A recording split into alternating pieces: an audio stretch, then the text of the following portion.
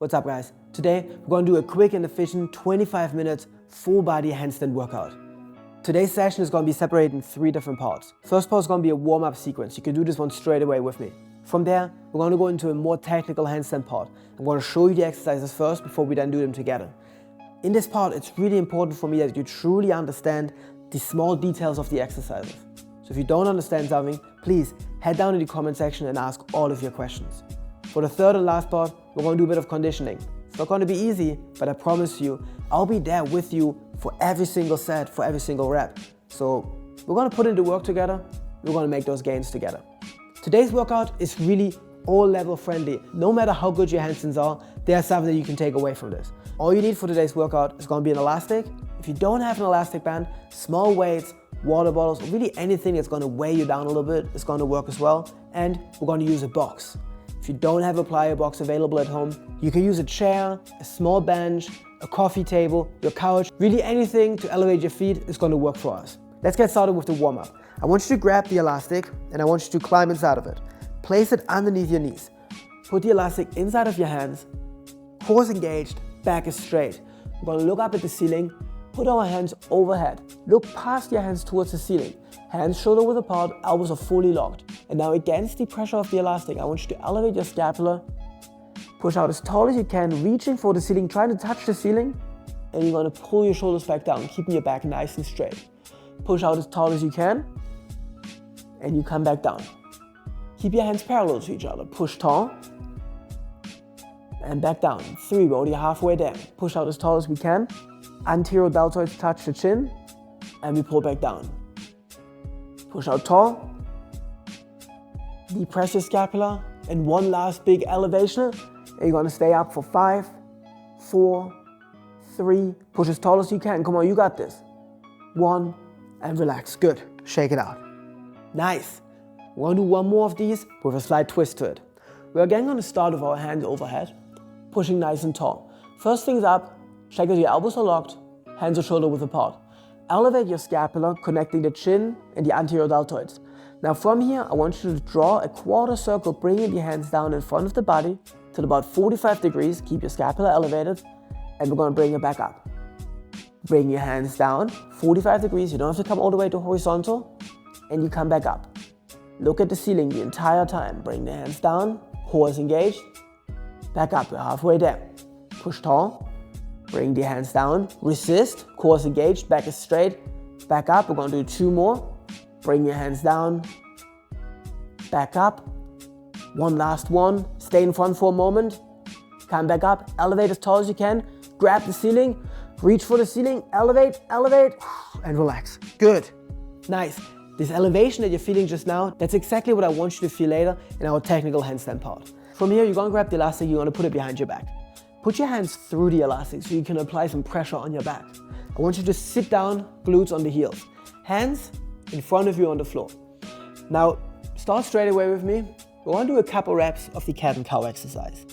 Now, we're not doing this as a flexibility drill. Of course, this is going to mobilize your lower back and everything a little bit, and that's good because we need it. But now that we're a couple reps in, I really want you to focus on what is your core, your hip flexors, and your back do to push you into this posterior pelvic tilt, to push against the band. And then of course, what do your hip flexors and your abs do to get you into the anterior pelvic tilt? Don't use your arms so much to get into a deeper stretch, into a deeper rounding, into a deeper arch. Use your internal muscles. We're gonna do one last one. Push as hard as you can against the band. Posterior pelvic tilt, round your back. Come to the anterior pelvic tilt, arch your lower back one last time, and relax, good. Get rid of the band, we don't need it anymore. Next up is gonna be the wrists. We're going to do the Salt Bay wrist curl. You're gonna put your hands up here. You're going to sprinkle down the salt and bring your hands back up. Sprinkle it down and back up. I really want you to be intense about this. Go as far as you can in both directions. Imagine you were social media famous for curling that salt.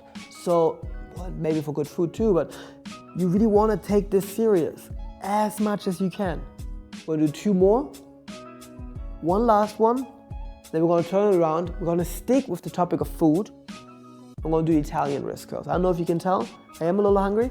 Usually that's what I do while I'm training. I think about what kind of food am I gonna eat right after my workout. We work hard to deserve that food, and these wrist curls, these Italian wrist curls, these mangiano wrist curls, they're gonna get your wrists going. Open, bring it together. We're gonna do 3 more. 1, 2, 3. And we go stretch your hands. Stretch your wrists in all different directions on the floor. I don't know about you guys, but my forearms are definitely starting to cramp up with all that good food and salt and stuff. Time to get a little bit more serious with the training now. Stop thinking about food, stop thinking about dinner. You do deserve a good meal after this workout, but not yet. First, we're gonna have to start doing a little bit of work. Come on all 4. Hands are gonna be shoulder width apart, shoulders right on top of their hands, elbows locked, feet are flexed. The first thing that I want you to do is I want you to just lift your knees off the floor. Now engage your core. Back is straight. Everything is nice and tight. Now from here, what I want you to do is I want you to take a little step back with the left foot. Same with the right foot. And we're going to step back in. Left foot, right foot. Isolate the movement. Your hips should not move back and forth. Left steps back. Right steps back. Left back in. Right back in. Left foot steps back. Right foot steps back. Hips and shoulders stay squared. Left comes in. Right comes in. Switch it around. Right goes back, left goes back, right comes in, left comes in. Right, left, right, left. Stabilize, right, left, right, left. Good. Freeze here. Extend your knees, put your heels onto the ground, armpits towards your toes, look towards your feet, get a good little downward dog stretch. Feel those hamstrings releasing. Use your hip flexors to pull into a deeper stretch. Bend your knees, come back to your starting position. Now we're going to turn it around. Instead of taking steps with the feet, we're going to work with our hands. We're going to do shoulder taps. They're going to be quick, dynamic, but you have to be stable. Right hand starts. Right hand taps the left shoulder. And the left. And the right. And the left. And the right. And the left. And the right. And the left. And the right. And the left. Right.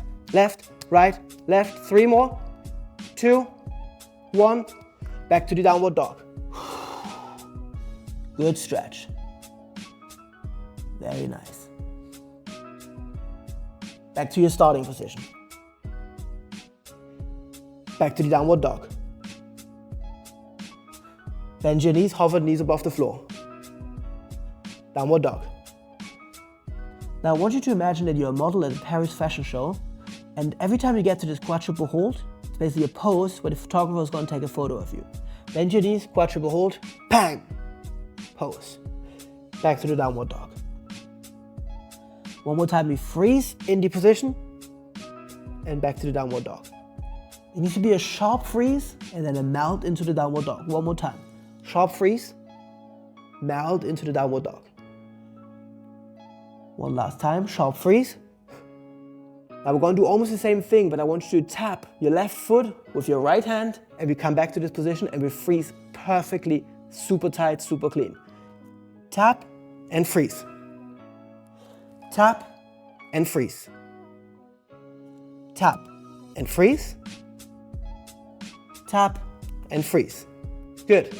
Let's pick up the pace. We're going to do 6 more. Tap, freeze.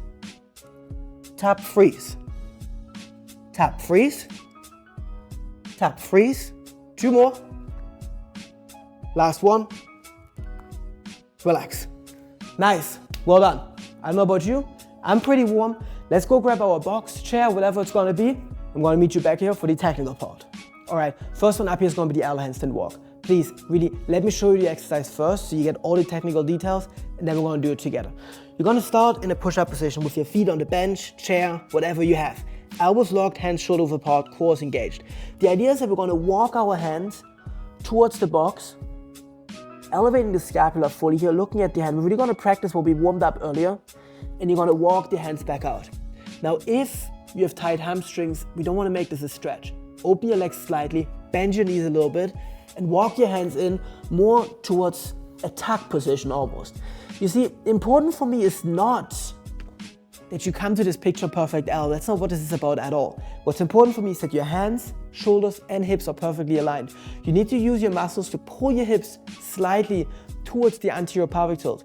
You need to basically use those muscles that we identified earlier during the warm-up. Hip flexors, lower back, everything has to work. We're gonna do 3 reps of this. Let's get started. Come to a push-up position. Hands shoulder width apart, hands pointing towards the front, elbows locked. Put your feet up on the box. Core is engaged. Protract slightly, look at your hands. Walk your hands towards the box. Small steps. Slide anterior pelvic tilt, shoulders, hips align on top of the center of your hands. Push out nice and tall. Push the floor away. Try to reach the ceiling with your hips. And we walk back out. Come back to the push-up position. Hips down. Don't let your hips stack up. Put them all the way down. And we do a second rep. Walk your hands in. Align everything. Push out nice and tall. And we walk back. That's 2. Core is engaged. Everything is tight. And the last one. Walk your hands in. Bend your knees slightly if you have to. Align everything. Push out nice and tall. Remember where your hands are on the floor. Try to make a little mental mark of where your hands are currently placed. And you walk back out. Good. Put your feet down. Relax. That's already it. Do you remember the spot on the floor?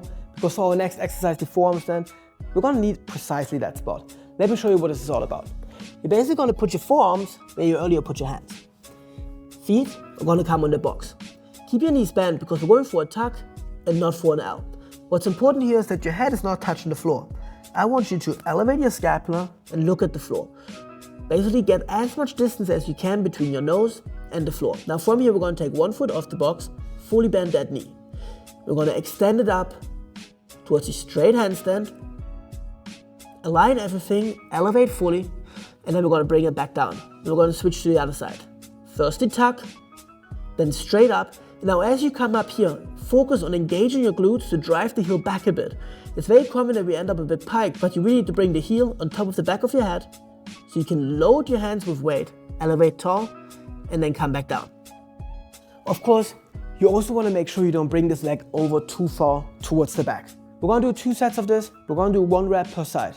Once you're ready, let's get at it. Forearms are going to be on the floor. Feet on the box. Legs are bent. Look at the floor. Elevate your scapula fully. Right foot leaves the box. Pull it into the tuck. Freeze in that tuck. Bring it up. Fully extend the knee. Fully extend the entire leg. Drive it towards the back a bit. Elevate your scapulas. Slowly come back down to the tuck. Use your lower back to stabilize the hips. Use your hip flexors to pull into a tight tuck. Put the foot back on the bench. Other leg. Bend the left knee fully. Tight tuck.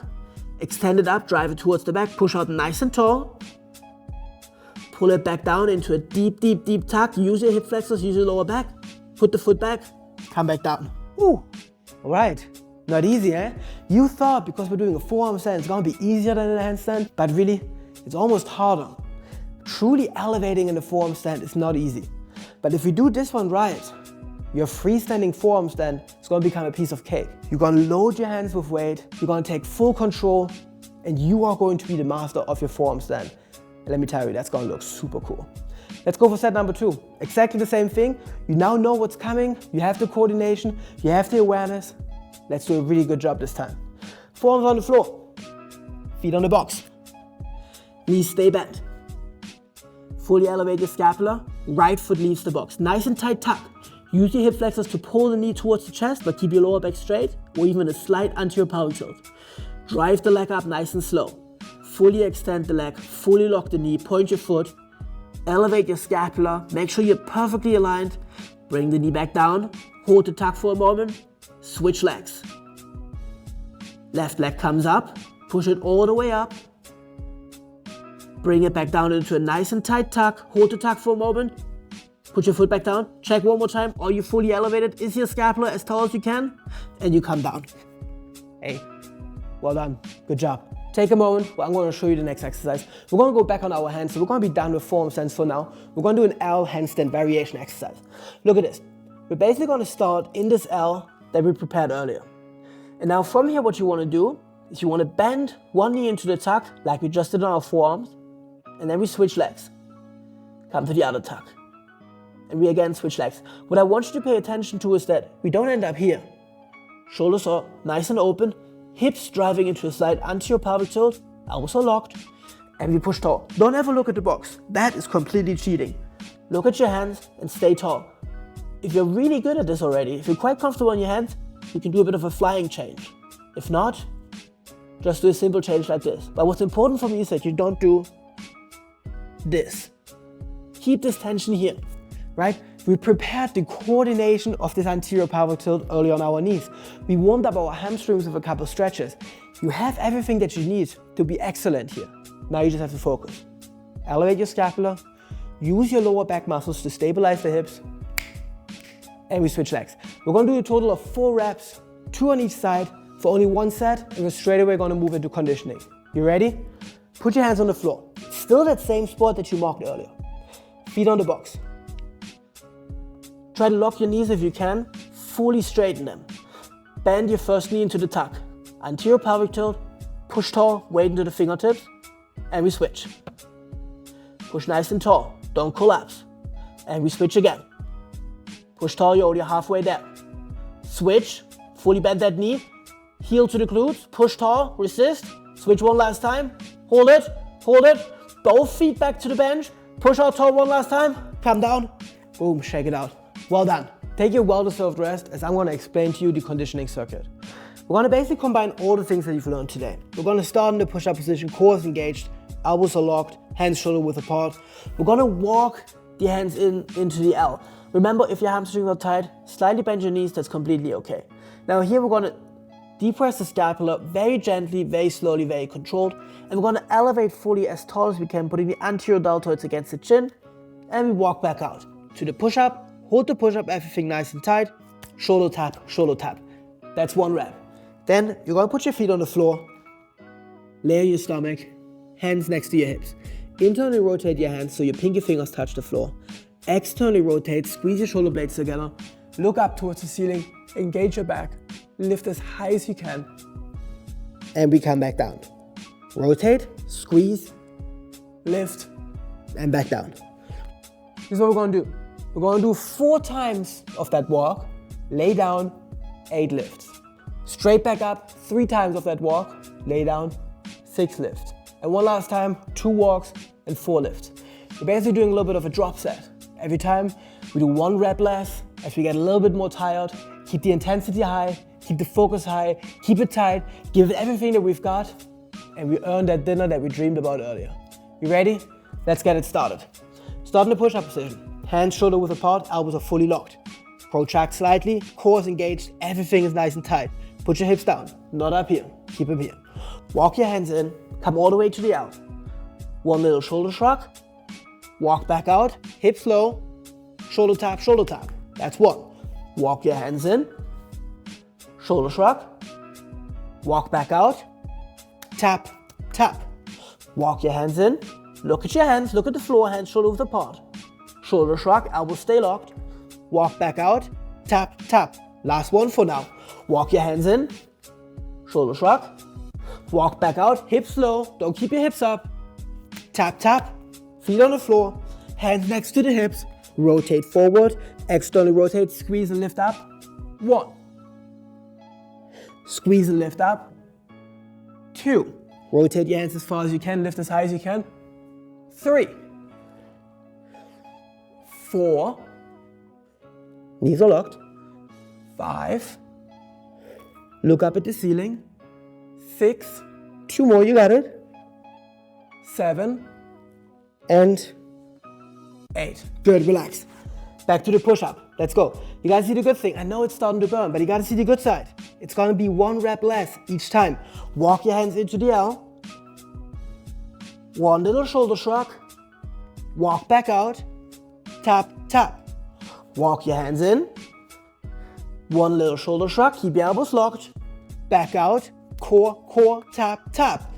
Walk in, last shoulder shrug. Engage your core, hips come low, everything is tight. Tap, tap.